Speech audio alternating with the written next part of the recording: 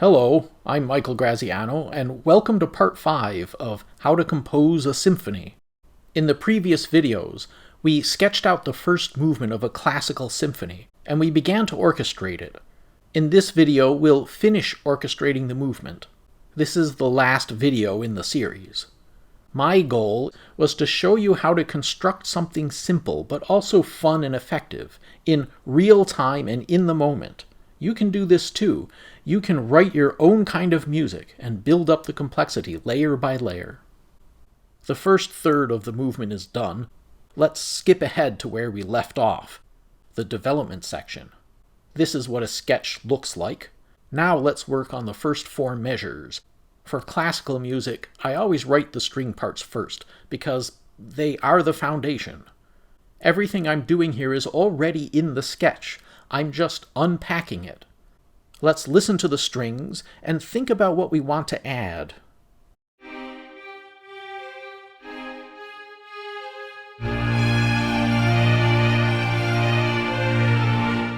It's okay, but it's a little static. It needs a little extra piece, an extra thought. Nothing complicated. We don't want to busy it up too much. How about a hint of a counter rhythm stepping along underneath? Let's see how that sounds.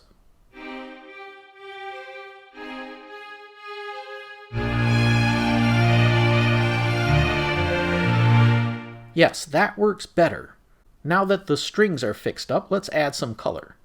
Last time we used the winds in two modes. The first mode was block chords resonating in the background, often woodwinds and horns together. The second mode was melodic, or rather bits of melodies bouncing among different woodwinds, often doubling the strings. Let's try mode 1, the block chords, here to make this loud part stand out. The development section starts with just the quiet strings and then leaps up loud with the full orchestra. Let's see how that sounds.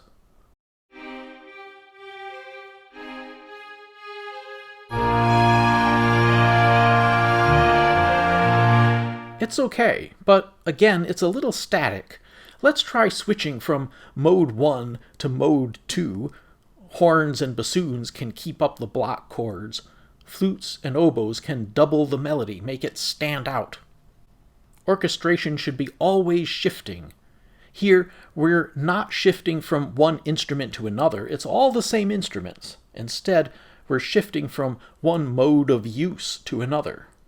And by the way, that little 1 there means that of the two oboes, only one should play this part.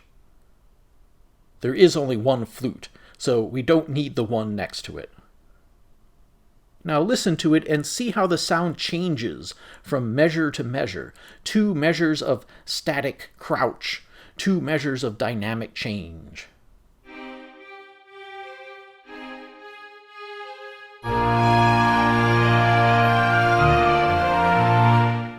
That's much better.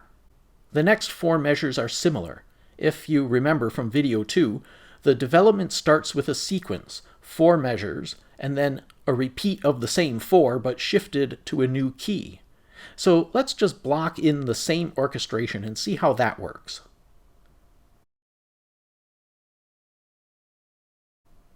You can already see it's not exactly the same orchestration. I've left out the horns the second time around. As the development section moves into more remote keys, the classical horns would have been unable to play in those keys. And that limitation is part of their musical power. It means that distant, unstable keys don't get the solidity and strength of the horns. The modern horn in F can play perfectly in any key, but aesthetically, the music still works better by following the spirit of the old traditions. Let's listen.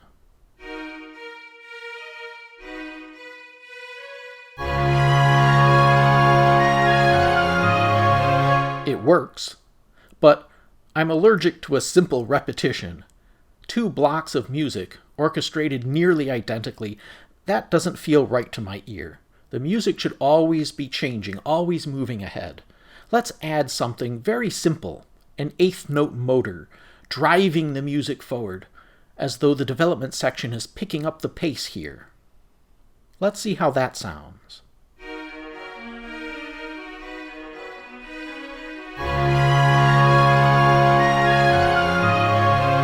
Now that works.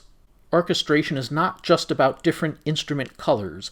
We didn't add any new instruments with that last change. Orchestration is also about putting in the right counter rhythms to pull your attention in different places at the same time.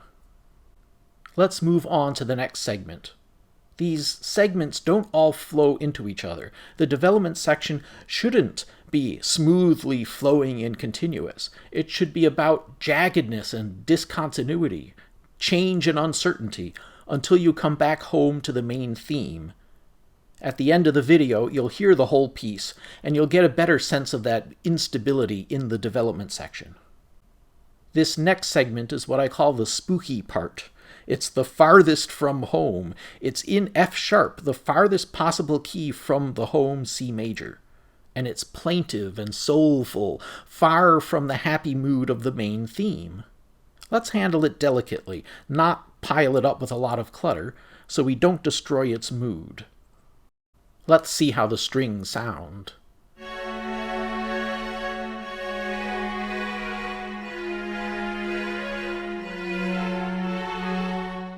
It's already pretty good. Let's put in the oboe doubling the strings. The oboe, in a quiet passage like this, has an enormous soulfulness. It will add just the right intensity to the strings, and will add the bassoons underneath, doubling the string bass line. A novice composer might say, if we want the oboe sound, why not have it play the tune throughout this whole passage? But that would be a static sound. Instead, the oboe comes in briefly for a part of the melody to add intensity at a strategic moment. Now let's listen.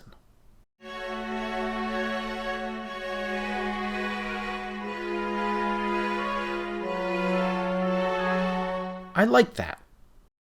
Let's move on to our next segment. Again, I'll fill in the strings. I'm going to return to our eighth note motor running underneath. The motor comes from the very first measures of the piece, as you may remember from video 3. Let's listen and think about what we want to add.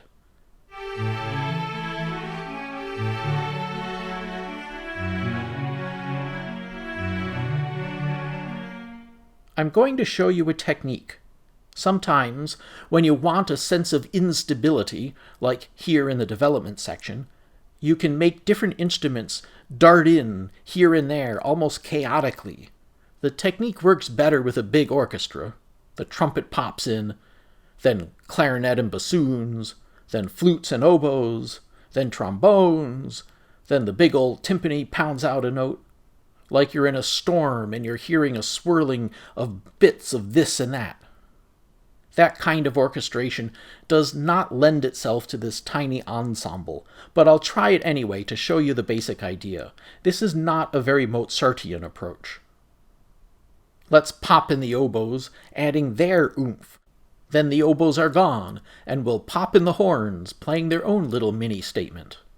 Then the horns are gone, and up pops the bassoons. Then the bassoons disappear, and the flute and oboes come in with a splash of color.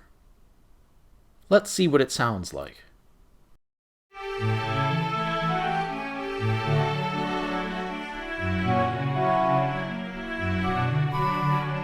Well, it's a limited example of that kind of orchestration, enough to show you the basic idea. If this were not a tutorial, I might rethink that section and orchestrate it differently, but it will do just fine. On to the next passage. I'll fill in the strings. Again, I'm just unpacking what's already implied in the sketch. Let's listen and think about what we want to add.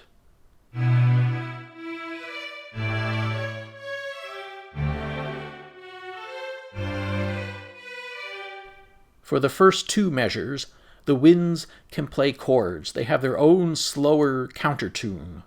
For the second two measures, we could repeat the same, but again, I'm allergic to repetition. Let's switch it up. The bassoons can pop in, doubling the melody.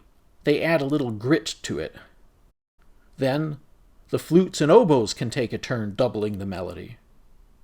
That way, nothing stays the same. The sound is always shifting. The alliances are swapping around. Let's listen.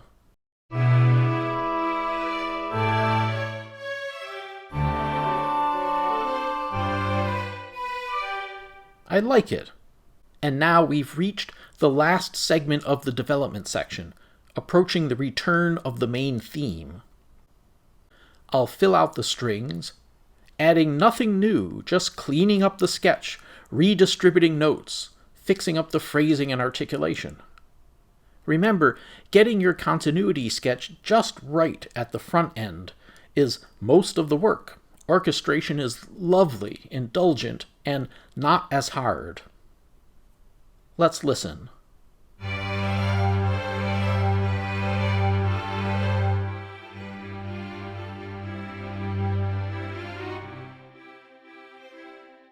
What should we add?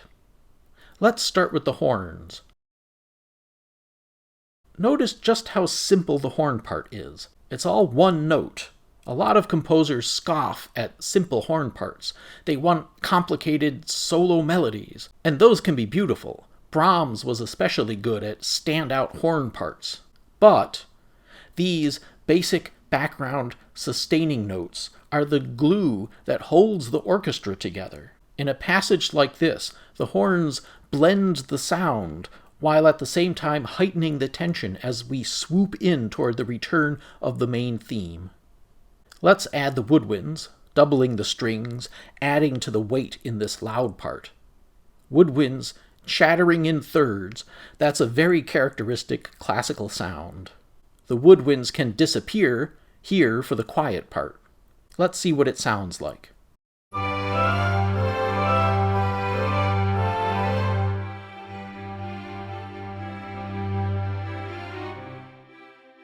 We could leave it like that, but I feel like it needs something more. Sometimes orchestration is a matter of finding the right color and placing it into the music at the right time. Not a melody, not a harmony, but a touch of color that pops in at just the right moment. Let's try the bassoons. Now let's listen and see if the entrance of the bassoons adds the right oomph.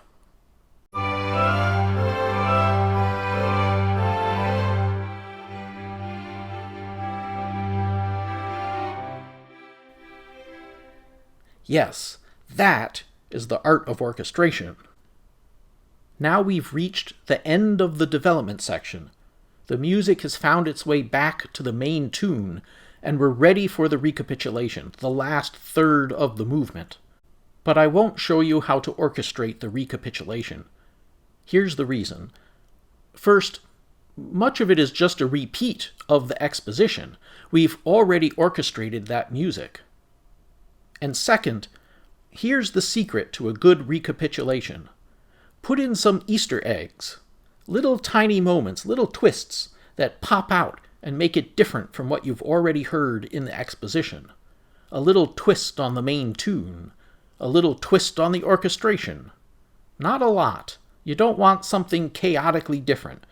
Just enough for an observant listener to feel a moment of surprise and delight. And I don't want to ruin those Easter eggs for you. I'm sure you can spot them yourself. So I think it's time for us to listen to the whole movement. We've spent more than an hour, 5 videos, building up this classical symphony movement, layer by layer. First the sketch, with a careful eye on the overall architecture. Then the orchestration, typically strings first, and then the winds. Now the whole thing is complete. I'm going to play it for you from the beginning, and I'll include the standard repeats. The exposition is repeated, and the development and recapitulation are repeated. The whole piece is about 6.5 minutes long. I won't say anything during the playback. I won't even include any written messages. Just the music, just the scrolling score.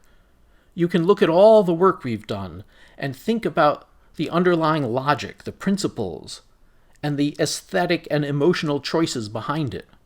I also won't come back at the end and say anything, because I think that distracts from the mood of the music. So I'll say goodbye to you here, and thank you for coming along on this symphonic journey. Enjoy the music that we have created together.